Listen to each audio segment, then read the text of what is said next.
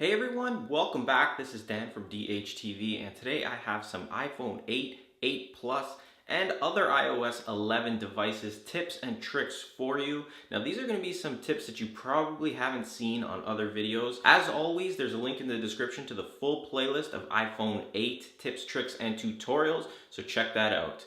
Anyway, let's get started. The first tip we're going to go over involves customizing the keyboard a little bit with your iPhone. So what we'll do is open up our messaging application here. We'll start up a new message. And when the keyboard is up, we want to tap and hold on the emoji icon. This is going to bring up some keyboard settings. By default, you can see the full keyboard, but if you want to use the keyboard one-handed, it might be a little bit easier to transfer it over to the right or to the left. So we'll tap on the right, and now that gives you a closer, tighter keyboard that'll allow you to access the buttons a little bit easier if you're using the phone one-handed. Similarly, just tap back to bring it to the original keyboard, and if you want to bring it to the left side, tap and hold on the emoji, and bring it back to the left side. The next tip involves the control center. So we'll start by just opening it up by swiping from the bottom upwards. Now this will show you all the standard options and applications that you have. However, each option here, if you press and hold, for example, you use 3D Touch, it'll bring up extra options and features for you. Same thing with applications, press and hold. You can see that we have extra options we can play with. But you can add applications to the control center really simply. So we'll go back, we'll tap on our settings application, we'll scroll and tap on control center, and we'll tap customize controls. Now you can see which applications are included at the top, but you can also add more controls at the bottom here. So let's add a few more. Let's add the stopwatch, we'll add the low power mode, we'll add our alarm, and let's add the magnifier. When we go back to our control center now, you can see it added all 4 of those applications for us. Tying in with the control center is an option called record your screen. So what I'm going to do is tap on settings, and I'm going to add the screen recording option here. So we'll add that in. You can see it's added at the top. We'll pull up our control center, and you can see we have the record option. What this is going to do is allow us to record our iPhone screen, and you can do anything with this. You can upload it to YouTube, you can upload it to your computer, edit it, and you can create your own videos using your iPhone screen. We can also just use a simple tap to start it up. You can see it says 3, 2, 1, and it'll begin recording. Now, while it's recording, you'll see a red bar at the top, and you can pretty much do whatever you want, whether it's a tutorial with your phone or if you're just trying to show an error or anything like that. And when you're done, just tap on the top bar here. It'll say stop recording, tap stop, and it'll save it to your photos. Now you can tap the banner or just open up your photos application here, and you can see that this is the video we just took. But if we just take a quick look, I have a few here. We'll tap on that one, tap play, and you can see that it's beginning the video, and everything that I did on my screen, you can now see it's happening live. The next tip is disabling auto brightness. Now with the iPhone 8 and iOS 11 in general, Apple went ahead and made it really difficult to find the brightness. Now for starters, it used to be in the display and brightness, but we now have True Tone. So if you want to turn True Tone off, you can. We'll leave it on, but you used to be able to turn off auto brightness. And what's happening here, as you probably saw from the last clip, is it's really bright on the screen and it keeps trying to bring back the brightness all the way to the top.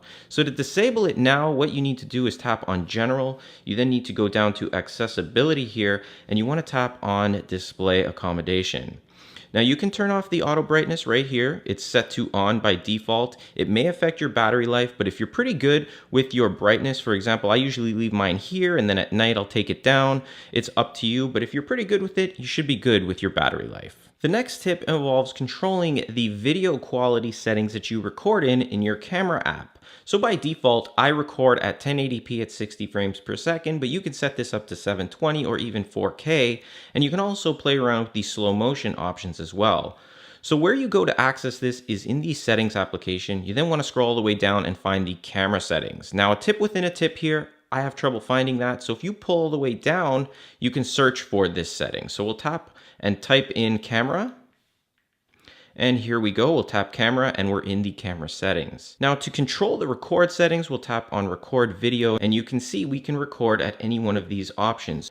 Now you can see that the best option I have here is 4K at 30 frames per second. You can make this better. You can set it up to go 4K at 60 frames. So if we tap back, we tap on formats, you need to be running in high efficiency mode. So if we tap on that, We'll go back to camera and then we'll tap on record a video.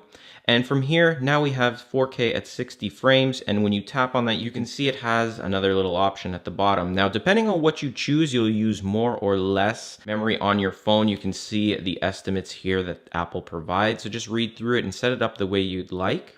We'll just tap back to our camera here and we'll tap on record slow-mo. Same thing here, just tap on the one that you want to use and it'll give you a little estimate at how much memory it's going to use when you select it. The next tip involves the emergency mode on your iPhone. Now, this is very important and there has a lot of features within it, so this is a very big tip to really take a look at. So to access it, we need to open up our settings application and we'll tap on emergency SOS. Now from here, by default, this is how it's set up. It's set to auto call. Now, what you do to make this auto call is you have to hold one of the volume rockers and the power button down together, and it's gonna automatically call emergency services. So I'll show you by turning it off first, and if we hold on both of these buttons, press and hold, it'll access the emergency service. So make sure you turn it off if you wanna test this first. It'll come into a screen like this, and if you swipe SOS to the right, it's going to call them. You can also slide to power off your device.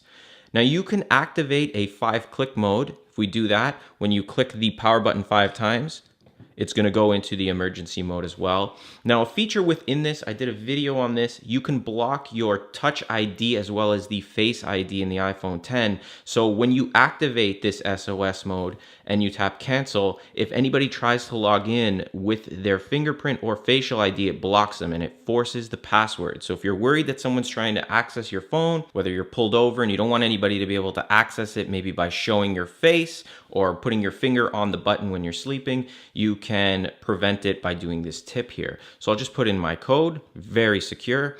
This is where it works. And also you would want to set up your emergency contacts here. So in the case that you do get into an accident, someone will know who to call. So if you open this up, it'll open up your health app and you can set up your information. You can also say if you're an organ donor, you can put in any allergies you may have, all kinds of features like that. I'll place a link in the description for a full video on how to set this up because it could potentially save your life, and emergency services now are learning and they know how to activate this and access it in an emergency. So if you're in a car accident, they can check it and potentially save your life. The next tip involves your storage. Now, we always run out of storage with our iPhones. However, the iPhone 8 and 10 thankfully are 64 gigabytes by default. But if you want to manage your storage and you want to save some space, open up your settings application, scroll down to general, and then you want to access iPhone storage. Now, when you tap on this, you'll be able to see what applications are using most of your storage. You can see it's much better than it was in the past. It has recommendations. You can tap to show all. If you have applications that you don't use very much and Apple notices that maybe they weren't used for a few months, you can delete the application. It'll save your data, kind of save you a little bit more space. You can see it's been never used. If we tap on it, you can delete the application if you don't want it anymore, save some space that way. One thing that I notice a lot of people using their data is the messaging. We message a lot, and the actual message history takes up a lot of space, especially if there's all kinds of attachments in it. So if you open up your messaging application and you have a whole bunch of messages here, maybe you have them for years, you can just swipe left, delete it. It'll save a little bit of storage space for you. Another option is using something like this. This is a Transcend Jet Drive. It has about 32 gigabytes of memory. Photos and videos take up so much space on these phones, and transferring them over to your computer is crazy sometimes. You can just stick this into your Lightning port, download all your photos and videos, and then when you're near a computer, just take the USB side, plug it in, transfer it all to your computer. You've saved everything. Super quick, super easy, and you can transfer files back and forth between your computer and your phone with this. I'll link you in the description to this. I did a video on it as well. Great little device to have, and it's very cheap. You want to also make sure that if you're running low on storage, that you're not wasting space with random deleted files. So for example, in your photos, when you delete something, let's just delete these. And we'll tap the garbage can here. They're not actually deleted, but a lot of people think they are. If we go back to our albums, there's a section down here that says recently deleted. You can see I have a few here. You need to select them here as well and remove them, and that will eliminate them completely from your phone. The next tip is another security setting which you want to make sure that you look into because they're a little bit odd in my mind. So for starters, tap on the settings application. We're going to tap on the privacy tab. Then we're going to scroll all the way to the bottom here, and you can see that advertising, if we tap on that, limit ad tracking is off. You want to turn that on. It'll limit what the advertisers can see about what you do so that they can't personalize the ads for you. This isn't so bad. It's up to you if you want to leave that on. The one that's really odd here, if we tap on location services, and if you're sharing your location, you want to scroll down here to where it says system services. Now, it may be way down depending on how many applications you use, but look at how many settings are back here. And some of these are really a little bit too much. For starters, significant locations is on. This feature here, when it's on, is actually going to show a history of the frequent locations you visit. Now, my phone's very new, so I haven't been anywhere with it yet, but you'll see maps, you'll see locations, addresses of where you've been and different locations. And especially if you're home and going to places that you frequently visit, if your phone gets into the wrong hands, this information could potentially put you at risk. So turning this off might be important to you. So that's how you do that, as well as any one of these options here. You can just go through them, turn off the ones that may seem a little bit odd to you. The next tip involves the haptic feedback on the home button. Now, if we tap on settings, tap general, and then tap on home button, we can control this feedback that we receive from here. Now, if you didn't know, the iPhone 7 and 8, this is not actually a button. It's just feeling like a button. It vibrates back, making it feel like it's actually clicking. You can control this. So by default, it sets it to 2. You can set it to 3. Give it a tap and you can feel how it feels. 1 barely feels anything. I like to keep mine at 2 or 3, and pretty much when you set it, just tap done. And now anytime you use the home button, whatever feedback you set it to is what you're going to feel. The next tip involves forcing your iPhone to restart. Now, in the past, it was used in many different ways, but now with the iPhone 8 and 8 Plus, you need to use a different method here. It's a little bit tricky, and this is good if your iPhone ever freezes, crashes, or anything like that. It'll force it to restart and bring you back. So what you need to do is press on the volume rocker up and release quickly, then press on the volume rocker down and release quickly, and then hold the side button on the iPhone. So let's go ahead and do that. So up button, down button, hold on the power button. And you want to hold on this for a few seconds until you see the Apple logo and the phone restarts. And there you go. The phone will begin restarting. You'll see the Apple logo, and that means the phone is restarting itself, and you can release. And that's pretty much how you force a restart on the iPhone. The next tip will show you how to disable 3D Touch. Now, some people find it annoying, especially when it comes to deleting apps. When you press on an application, it'll pop up with other options. This is 3D Touch. But when you want to delete applications, sometimes it's a little bit difficult because you end up activating 3D Touch rather than just holding. So to activate it or disable it, tap on the Settings application, tap General, and then scroll down and tap Accessibility. From here, we'll look for 3D Touch. We'll tap on that, and you can activate it or disable it like so. Now, when it is active, you can control the sensitivity, so how hard or how light you need to press to activate it, and that might actually help you if you add it to firm. So play around with it or disable it if you find it annoying.